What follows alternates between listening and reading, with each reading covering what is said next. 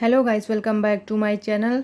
यह है क्लास 7 की एनसीईआरटी चैप्टर 1 है हजारों वर्षों के दौरान हुए परिवर्तनों की पड़ताल।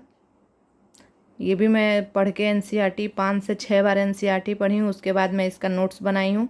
ये अभी थोड़ा डिटेल में ही नोट्स है, इससे भी शॉर्ट नोट्स है, वो मैं बाद में आपको शेयर करूँगी।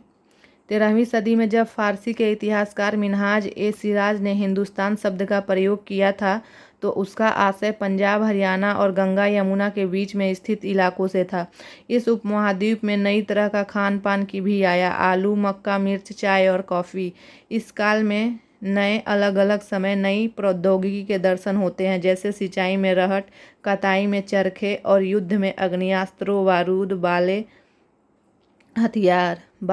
हथियार का इस्तेमाल होता है।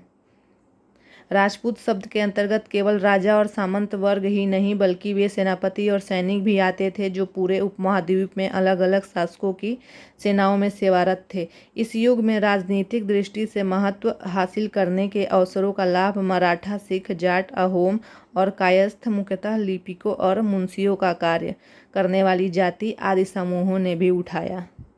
किसी जाति विशेष के सदस्यों के हाथों में कितनी सत्ता, प्रभाव और संसाधनों का नियंत्रण है, इसके आधार पर उसे दर्जे बदलते रहते थे। कुरान शरीफ का संदेश भारत में पहले पहल 7वीं सदी में व्यापारियों और आप्रवासियों के जरिए पहुंचा।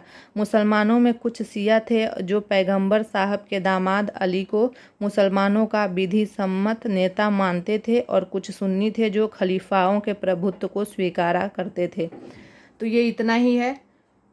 चैप्टर 1 पढ़ने के बाद इतना ही इम्पोर्टेंट था उसमें, तो मैं इसका नोट्स बना ली हूँ। वीडियो पसंद आ रही हो तो चैनल को लाइक, शेयर, सब्सक्राइब करिए। आगे के टॉपिक में दूसरे चैप्टर में मिलते हैं।